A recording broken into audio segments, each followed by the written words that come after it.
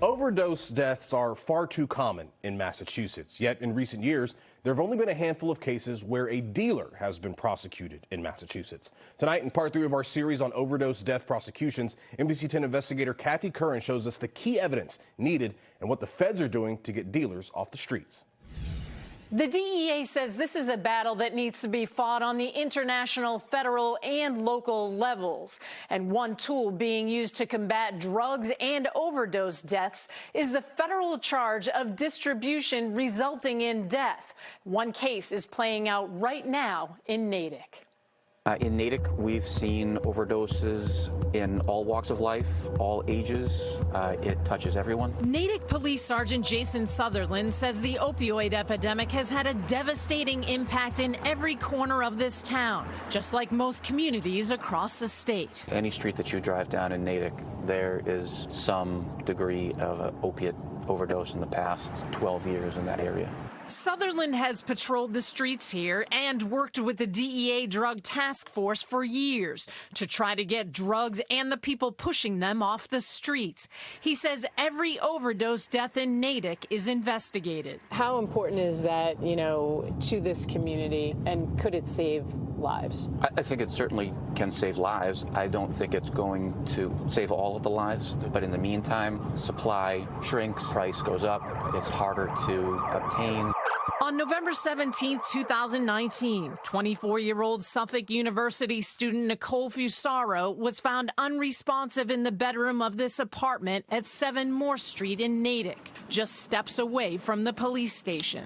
According to court records and photos obtained by the NBC 10 investigators, police confiscated this pill press and mounds of drugs, some laced with fentanyl, after responding to a report of an overdose here. Raphael Ashworth, who lived in the apartment, is accused of distributing the deadly dose that killed Fusaro. He denies having anything to do with her death. That summer in Andover, 26-year-old Richard Tonks overdosed and died in his home after struggling with substance use disorder and trying to stay clean. The victim's cell phone and texts led investigators to Dominican national Bernardino Carvajal, who is now serving 10 years behind bars for distribution. The convicted dealer sold Tonks drugs 11 times in the 8 days before his death, and more to an undercover officer in the months that followed. Texts show Carvajal reaching out to Tonks, offering drugs multiple times.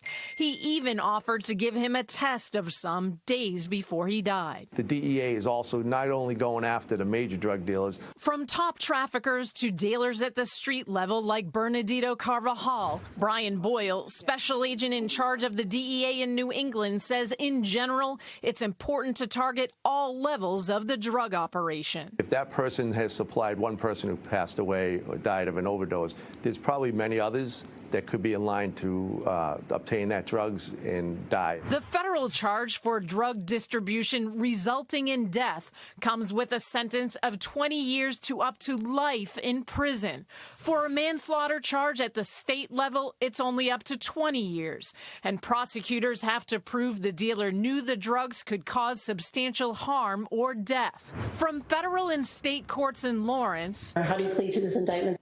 Guilty. All the way to the Cape, some alleged dealers stand accused of causing deaths while plying their illegal trade, but our investigation discovered in other parts of the state these cases aren't being prosecuted at all.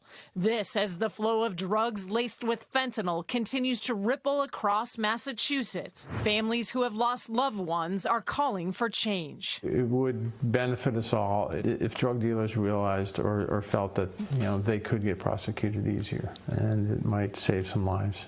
People who drug overdose, their deaths don't count. It's not even just my family. I'm sure it's many families run into this. The DEA says they're trying to help by training local departments to gather the evidence in overdose deaths to stem the tide of drugs, one dealer at a time. We're teaching the local departments to send a detective unit out to the scene as fast as you can. And the key pieces of evidence, again, are what? The key pieces are going to be mainly the cell phone that's there, because that's going to contain the latest conversations. You might have some text messages from the deceased right to the drug dealer. I think it's very important, number one, for the family to show that someone cares. While we're seeing more of these cases in Massachusetts, they're very difficult to prosecute. Raphael Ashworth's lawyer had no comment on his case. Kathy Curran, NBC 10 Investigators.